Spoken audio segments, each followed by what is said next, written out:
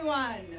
Good evening. Thank you to Move On and to Midas Touch and everyone, but especially thank you to the activists and the organizers that are here today. This is what a pro-democracy movement looks like. Look around.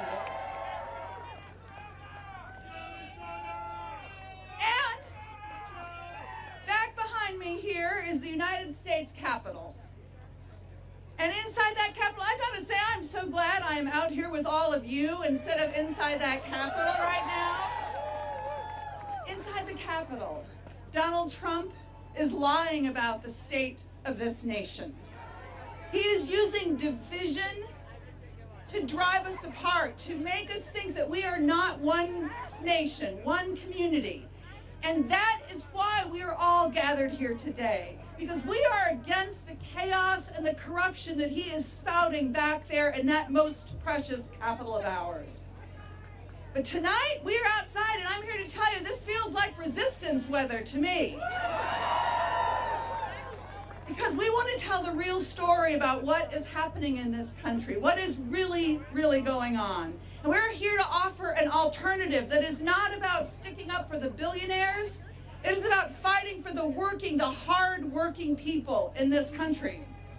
And that is why I am so grateful to be here with my special guest today, Brenda Lewis. Give it up, Tal. Thank you, Brenda, for being here. Brenda is an educator. She was the superintendent of the Fridley Public Schools. This is a district of about 2,800 students. It is very, very diverse. It's a suburb of Minneapolis and St. Paul. And when ICE came to Minnesota, Brenda sprang into action. I'm here to tell you folks, she is a badass. Now you've seen the searing images of what has happened in my state, in our country. People who have been arrested and detained and assaulted. The killing of Alex Preddy and Renee Good. You have seen the searing images of Liam Conejo Ramos and his dad ripped away from their home and sent off to Texas for no reason at all.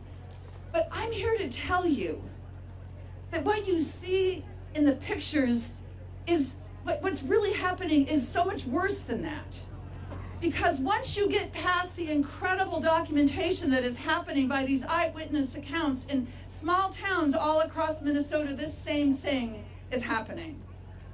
Restaurants and people have lost their livelihoods because of this secret police that has attacked our state. Families are torn apart and they will never be put back together again. The pain and the suffering and the damage is going to last for a very, very long time. And this is what Donald Trump and Kristi Noem are doing to us right now.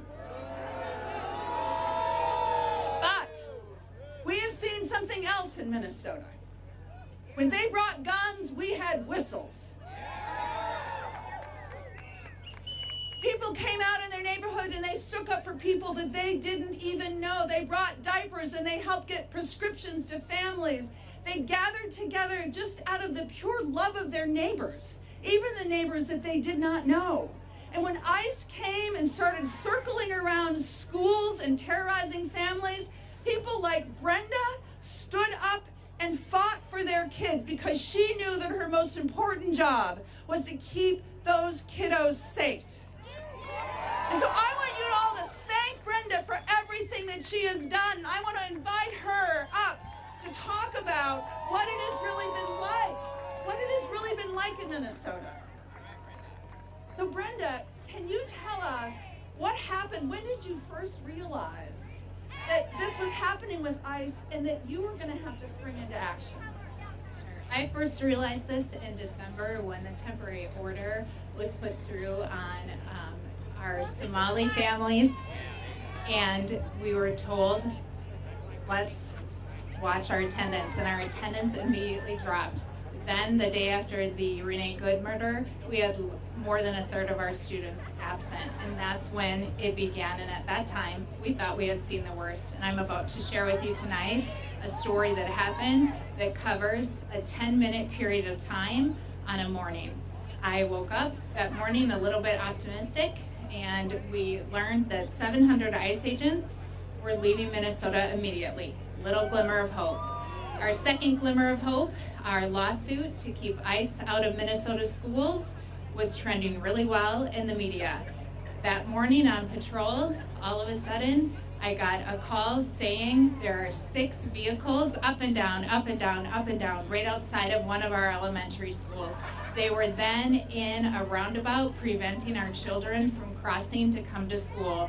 They were yelling and screaming at our crossing guards. Then our principal was trying to help and trying to keep our students safe.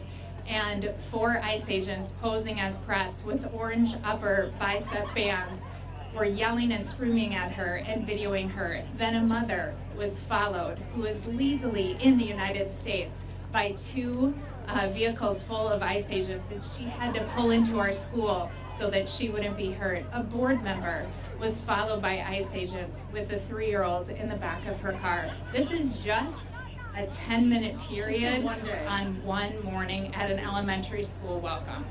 So think about that. Brenda and her educators should be figuring out how our children can be learning. And instead, they are pressed into this relentless effort to keep our children safe. But I want you to think, as I wrap here, about where the power is right now. The power is with people like Brenda. The power is with people like you and people like you all over this country. The power does not come from the United States Capitol. The power comes to the United States Capitol from all of you. And that is the work that we have ahead of us. That is the work before us. So thank you all so very, very much for being here to talk about what the people want to see in this country right now. And it is not what Donald Trump is talking about right behind us. So thank you all so very, very much.